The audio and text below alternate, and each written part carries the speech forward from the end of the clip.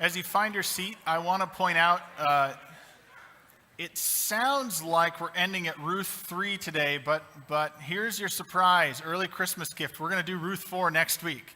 So we're not just, you can still read it later. I still encourage that. But we're going to cover Ruth 4 next week, and then we're going to get into the women mentioned in the genealogy of Jesus as brought up in Matthew. Ruth is one of those. So we're just going to take her out of order so we can complete the book, and then we'll go from there. That Ruth 4 will probably be the easiest of those passages that we cover. If you look at the women in the genealogy, you can see that there are some tough stories. But again, God is involved in even the toughest moments in life. So today we're going to look at Ruth chapter 3. So this isn't the end. It's just the end of this series. It'll nicely weave into the next one. But I came across a story this week about a salesman who had gone to present his bid to a potential client. And he was sitting in the waiting room, and right next to him, he knew there was a competing bid. There was the competing bid sitting on the desk next to him. All of it outlined right there, except the price was covered by a pop can.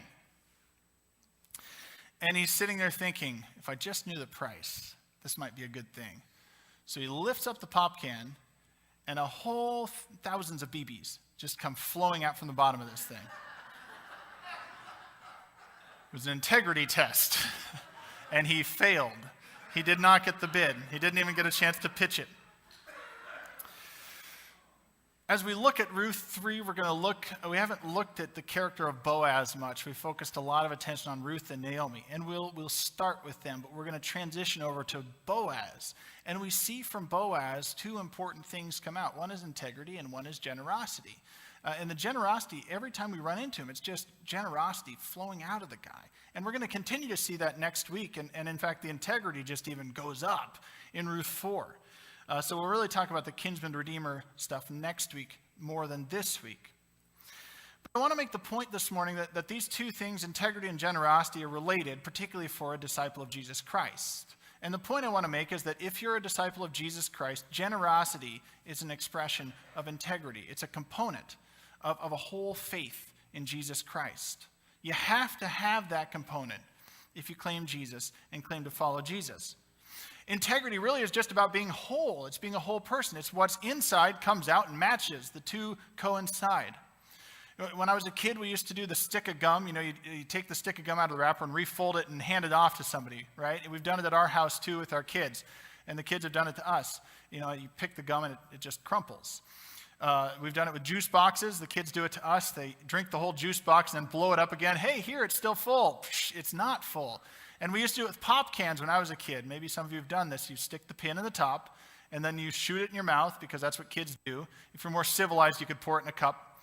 And then you hand it off because it looks like it's a full, unopened pop can. Of course, on further inspection, you can see it's just a pinprick in the top. That's what integrity is. It's what's on the inside matches the outside. Now, we fill it with a particular meaning as Christians, as believers, those who follow Jesus Christ. And I think generosity is an important part of that, being a whole disciple. As we look at Ruth then, we're going to see this integrity and generosity connected. And remember, Ruth has as its backdrop the book of Judges. And as you look through the book of Judges, you see this descent into chaos for God's people. Israel just keeps going down and down and down. And so by the time you get to the middle, almost 2/3 of the way through, God has been raising up judges whenever his people get into trouble. They call out because they've descended so far. A judge is raised up. They kind of rise to the occasion a little bit. Then they get into trouble again. They call out to God. Another judge is brought up. But even by the time you get to a guy like Samson, about halfway through, you look at that judge and you think, is this really the best we have to offer here? Because Samson, in this world of integrity, even the best are acting poorly. Samson doesn't follow his vows very well. Samson doesn't really honor his father and mother. If he made some of the requests to me, if he was my kid, I would have a hard time with it. He might be sleeping out on the street. He really pushes the limit. He doesn't honor his father and mother, thus he doesn't honor the law, and he's pretty full of himself at times in his own power. Now, God still raises him up, God still uses him, but even in that world of limited integrity, even the best are pretty poor as far as integrity goes. And we see that then as the beginning of the story of Ruth. We saw that a couple of weeks ago with Elimelech's family leaving the land of God's covenant and going somewhere else to make their own way. That's the story of Judges. And now we see the story of redemption as God redeems this situation. We watch that happen with Boaz, with Ruth, with Naomi. And there's this transition that's going to go on then with Naomi and with Ruth as we look at chapter 3. So let's look at Ruth 3. Let's look at the first 4 verses. That'll frame where we're going to go. Beginning at verse 1 of chapter 3, it says, "One day, Ruth's mother-in-law Naomi said to her, 'My daughter, I must find a home for you where you will be well provided for. Now Boaz, with whose women you have worked, is a relative of ours. Tonight he will be winnowing barley on the threshing floor. Wash, put on perfume, and get dressed in your best clothes. Then go down to the threshing floor, but don't let him know you are there until he has finished eating and drinking. When he lies down, note the place where he is lying. Then go and uncover his feet and lie down. He will tell you what to do.'" So if we look at Naomi first, Naomi has by this point begun to recognize her blessings, I think. Back in chapter 1, as they return to Bethlehem, she's lost everything, her sons, her husband. She's just got Ruth, who has devoted herself fully to Naomi, but Naomi doesn't seem to even recognize that. She's in despair. And we can understand that would be very hard then. And so she doesn't see anything around her. She comes back to Bethlehem. She says, "Don't call me Naomi," that means delightful. "Call me Mara, because God has made my life bitter." But then in chapter 2, Naomi starts to flag for us God's action. She starts to see something going on, because chapter 2, verse 3 points out, as it happened, Ruth ended up in the fields of Boaz. But we're led to a different conclusion by Naomi about verse 20. Naomi says, this wasn't just happenstance. This is God's activity. This isn't just pure coinkydink here. Something is going on. God's working this out. She points this out by chapter 3, verse 1. She's looking out for Ruth now. It's quite a transition that's gone on. Now, there could be a little self-interest here, and some scholars point out she might be playing a little fast and loose with the law in how she's doing it, but she's starting to look out for Ruth. There's a little debate on that. It's time for you to have a home where you're going to be cared for. But she's also asking for a transition from Ruth, and she's asking for some risk. And it's risk for both of them. We have to recognize that. So when she's saying, go to the threshing floor, uncover his feet, lay down, all kinds of things could happen at this point. I mean, what happens if it fails? What happens if Boaz says, well, who do you think you are? What gives you the right? You're just a poor refugee. You don't have any rights here. Then all of a sudden, life might be harder for them. All of a sudden, they might not be able to glean the same way they were. Their favor, they might not have Boaz's favor anymore. They might have to glean somewhere else. It's going to be much harder. Boaz also, we have to recognize, Boaz could have taken advantage of the situation. As a man of standing, he probably could have gotten away with it. So things could go wrong in multiple ways at this point. Ruth's really walking out far on a limb. Now they trust Boaz. There's something there. It's not like that he's totally untrustworthy. They have something to go on. Ruth, though, is making a transition as well. Go clean up, her mom says. Get ready. Part of that might be that she's kind of treating herself like a bride-to-be, but part of that might be that the period of mourning is now over. It's time to transition your life into something else, Ruth. It's time to go to the next phase. And so Ruth is being asked to transition, and she's being asked to follow instructions, as she has done so well to this point. She's shown over and over again that she's loyal. She's going to follow what Naomi says. She'll follow what Boaz says when he wakes up. We know that she's going to do the right thing. And over and over again, we discover that for Ruth, her virtue is showing. She's a woman of virtue. She's a woman of noble character. She's going to do right at the right time. And we see that even stronger here. Now, I'll tell you a little something about myself, and it'll relate back to Ruth here. As a kid, I was petrified of bees. And I also was a kid who, in class, I was very concerned. I never wanted to get in trouble. I never wanted to get singled out. I was a rule follower, and still pretty much am. And I don't like bees anymore now either, but but I'm not as petrified as I was. So in grade 2, I'm sitting there in second grade with all of these students one day on a warm day where it was not quite air conditioning weather, but it was perfect for the windows. In the middle of a crowd of students, the teacher's talking. Little second grader who doesn't want to get singled out. Bee comes in the window. I'm petrified of bees. All the kids on either side of me are squirming, and they're getting restless, and I'm absolutely frozen with fear. And I did what I was told to do but had never done before, which is just sit still. The bee won't bother you. And so I'm sitting there, and the bee landed on me as I'm sitting still.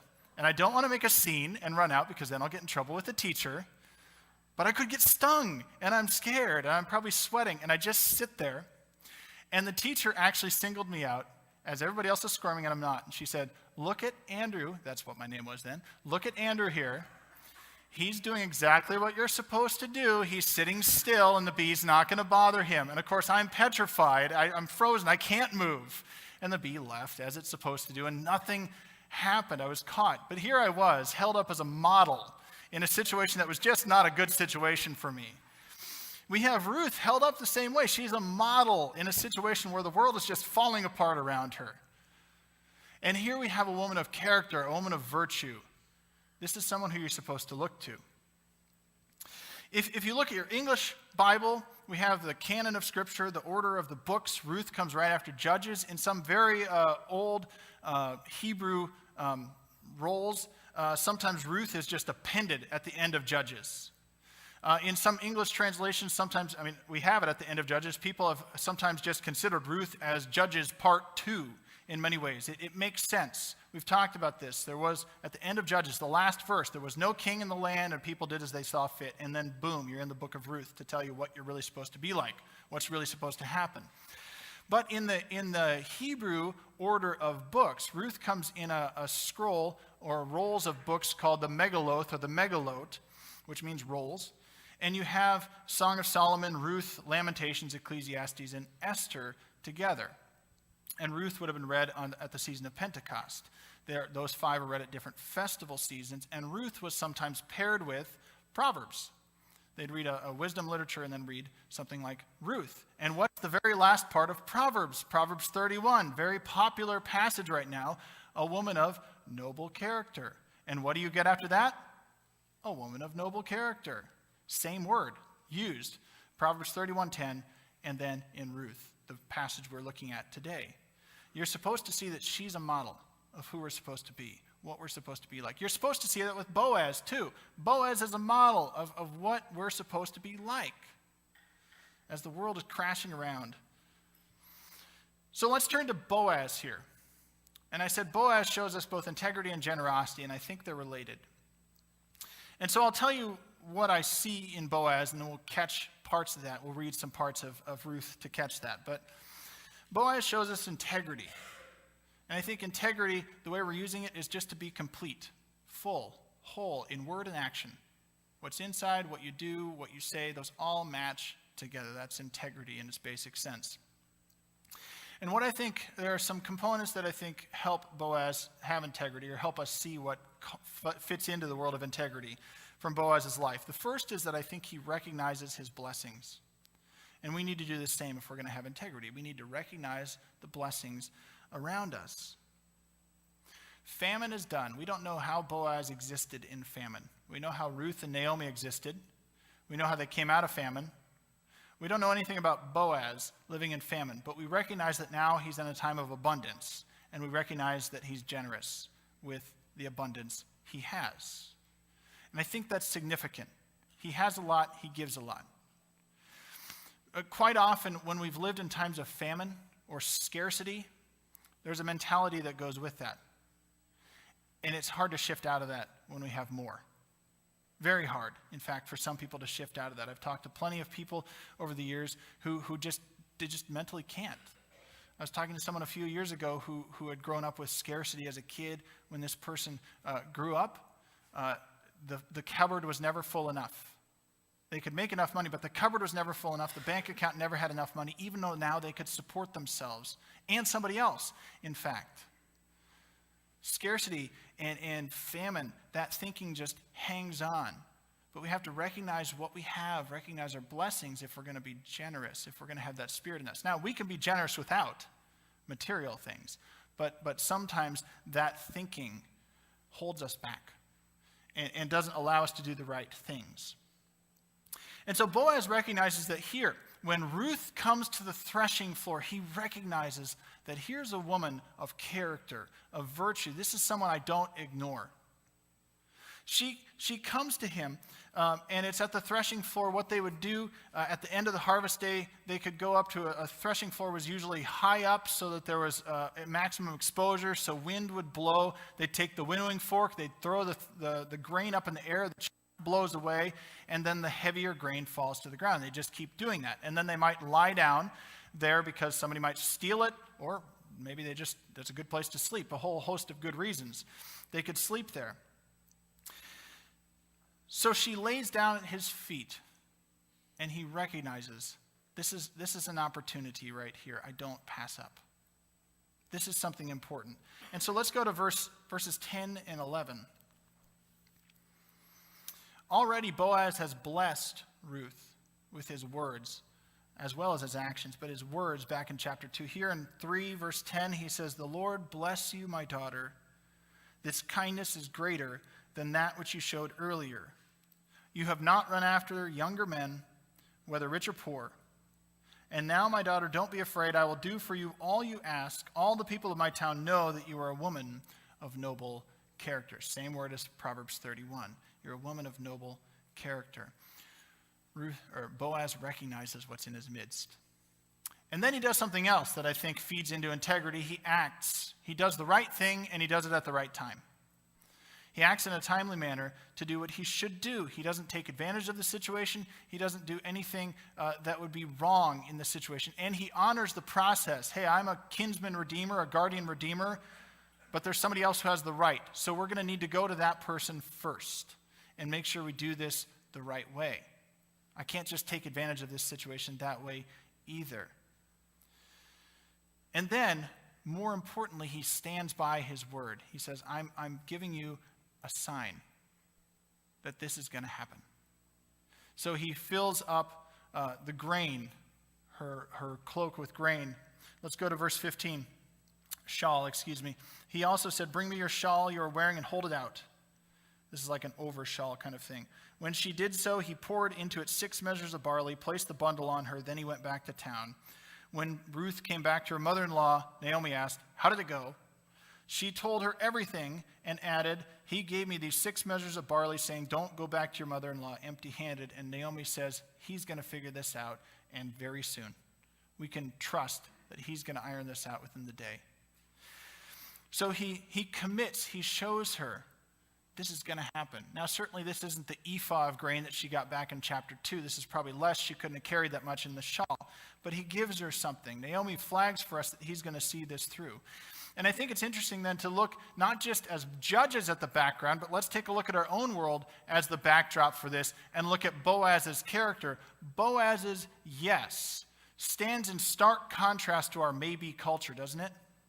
Because we live in a world of maybes, of non-commitments, of a time when we don't want to hurt anybody's feelings with our answer. So we sort of half commit and then don't show up to things. Boaz says yes, and then he says, "I'm going to give you a symbol that I'm going to see this through. You can trust my word." And we'll come back to that. But we should catch that a person of integrity follows through on their commitments. They say what they're going to do, and then they do it. And they do it in a timely manner. And to look at Boaz just in these cases, it makes us ask the question, am I a person of integrity? You look at Boaz, this is a guy of integrity. He's a stand-up guy. I like this guy. Am I that way? As we said, integrity is about what's inside reflecting what's outside. And we feel that with more meaning if we're disciples of Jesus Christ. But the two have to coincide. You can't say one thing and mean another, say one thing and do another. And you don't have integrity at that point. You're an empty juice box at that point. Tony Dungy, that great coach from Indianapolis, says integrity doesn't come in degrees, low, medium, or high. You either have integrity or you don't. And he's a man of integrity, I think he knows. See, integrity is a character trait. It's not an accessory. You don't just put it on. It's who you are. It's got to be. It's got to be from the inside out in that way. And that's why I think generosity is an important characteristic. It's an expression for a disciple of Jesus Christ of integrity, if you're a whole disciple or not. Just a matter of weeks ago, as we started this sermon series, we asked the question, how complete is your conversion? It's a different way to get at kind of the same thing, the integrity issue. But often, generosity for some comes very naturally, and for others it doesn't. It's a hard thing. As Martin Luther said, the wallet is the last thing to be baptized, right? When it comes to giving of ourselves, of our stuff, of our time, of our energy, sometimes it's very hard to give those things up. But a whole disciple is going to recognize that God gave everything in giving to us. That Jesus didn't just give part of his life to us, but all of it for us. And if we're going to be fully formed disciples, we're going to return the favor in kind and give our whole selves back. Generosity is a part of that. God is generous by nature. We need to develop that too. So let's look at the generosity piece of this. We talked about integrity, being complete in word and action. Generosity is really very similar. To be generous, I'm saying, in word and action, to be somebody who is giving, and we'll take it beyond that, though, in a moment. I think the word part can come down to the issue of encouragement very simply. To be generous in word. I have a friend who, among his coworkers, this was years ago, his coworkers, one of them was the boss, was the super encourager. He's one of these people who just has it naturally. Everything he says is a word of encouragement, and maybe sometimes he goes a little over the top, but it's just who he is. So the whole group of coworkers were invited to a friend's house for soup, homemade soup, and they went, and it was terrible soup. Everybody in the group was trying to not visibly wince as they ate the soup. They were trying to hold it back. It was awful. But the boss, who's just a natural encourager, is tasting it, and he's like, man, this is amazing soup. You are a great cook. Where's the recipe? This thing's awesome. Maybe took it a little too far. But encouragement is an important thing. It has to, of course, be grounded in truth. But it's an important thing. Look at Boaz in chapter 2. How does he go greet his workers? The Lord be with you. And what do? Right back at you, Boaz. The Lord be with you. What a great work environment. Don't you want that kind of work environment? The Lord be with you. He gives 2 blessings on Ruth. Those are words of encouragement, if nothing else. They, of course, do more than that. Then, of course, he has actions that back that up. But all the while, we see his encouragement and the blessing as part of this word we flagged last week, this hesed, loving kindness of God, or kindness of God. That word comes up over and over in Ruth. That's the key word we're supposed to catch. It's God's loving kindness and generosity being lavished out on us. Boaz shows it in word, very importantly, and creates an environment where encouragement is the way. It goes further than that because he's also generous in action, as we should be too. With time, with energy, with money, all of those things, we need to be generous with those as well if we're fully formed disciples of Jesus Christ. And if we want to get to if we're generous or not, we can ask a question. Or I should say this, a giver versus a generous person would ask these questions. If somebody's just a giver, it's an action versus who you are. You can ask the question, did I give enough to meet my need? My need to feel like I've done something. But if you're generous, you're really actually getting to the issue of, did I give enough to meet their need? Is it going to be enough? Are they going to be okay? We have concern for the other, not concern for self and self-satisfaction when generosity is at play. And we need to be generous in action. That's a character trait that comes out of us. We're always thinking of others and how much we can give, not as an action, but as who we are. But I want to suggest that Boaz shows us something that elevates it to the next level when it comes to generosity. Not just an action of giving, not just a character trait of who he is. But he actually blesses with his generosity. And simply put, to talk about blessing is a whole topic for another day, but we can just simply put it that he's transferring honor. He's transferring honor from himself to another person when he blesses. He's giving somebody else dignity that in this case doesn't necessarily have it. By blessing, Boaz diminishes himself in the action and elevates Ruth. And thus, he also elevates God's place in that too. God, the one who is the giver. He blesses through his action. You see, giving may honor us. Generosity may help somebody else. But blessing actually honors them and honors God. It takes it to another level. And Boaz shows us that. He elevates his generosity. So let's talk about a few implications here, and we'll round this out.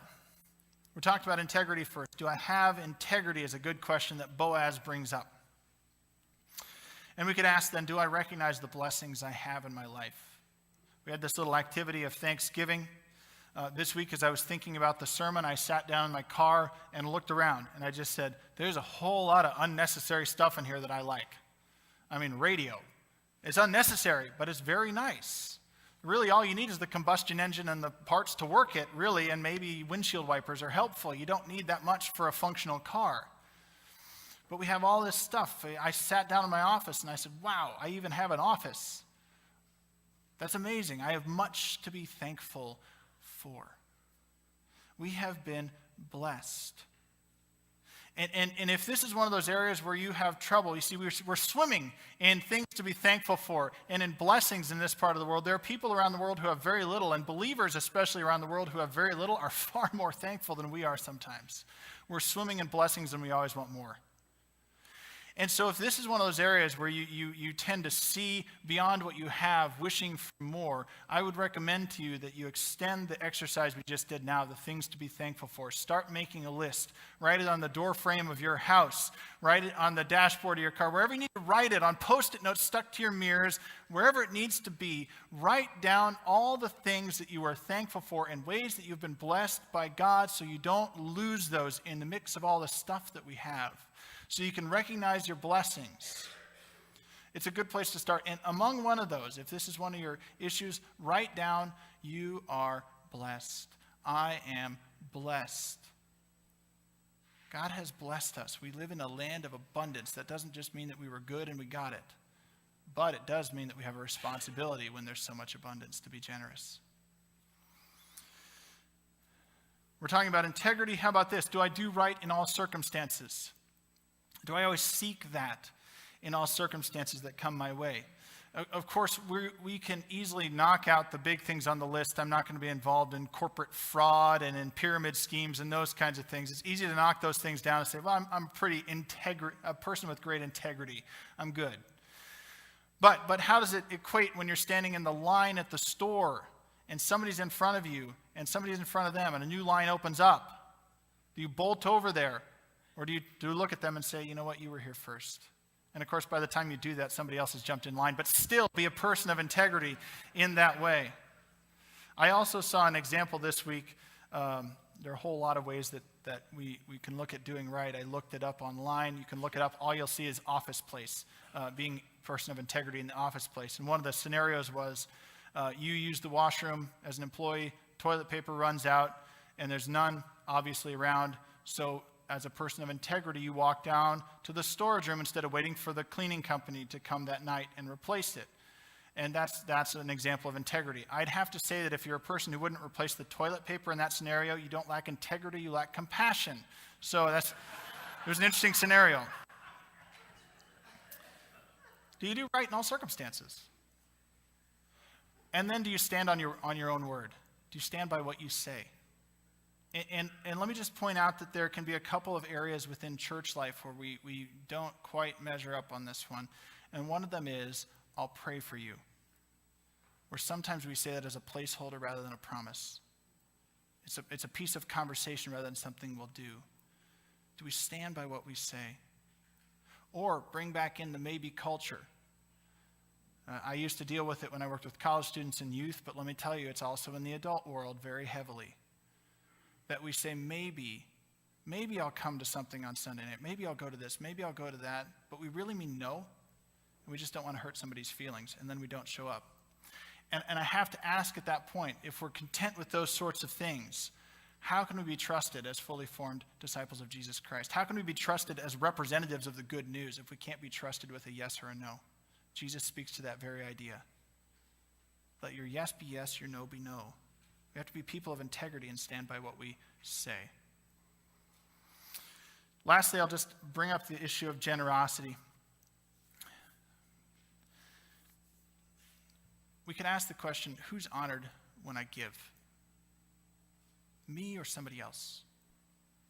And that's going to distinguish for us whether generosity is really part of who we are, or whether we're just completing an action that'll make us feel good. As I said, for some of us, we have to be generous in both word and in action.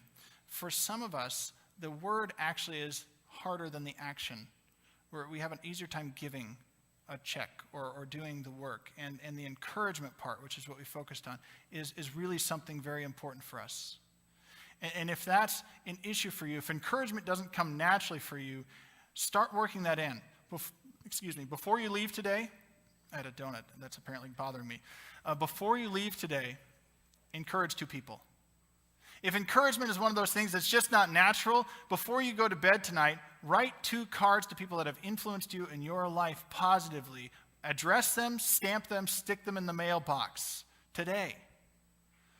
You have to take the action to build this as part of your character. If encouragement is not a natural part of who you are, when you go to turn left and get snacks after church today, instead of shaking hands with someone, give them a hug.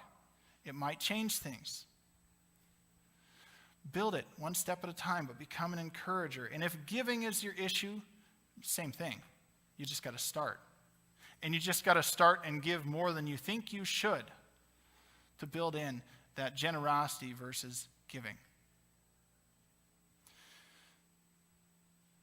For disciples, if we're going to be fully formed disciples of Jesus Christ, we have to recognize that generosity is a part of our integrity. It's a part of being fully disciples. It's a part of recognizing what God has done through Jesus. We get a great example of what that means in Ruth, in Boaz, even in Naomi. Let's pray. Let's commit ourselves to God, to be encouragers, to be generous, to be people of integrity. God, accept what gifts we have to offer today of encouragement.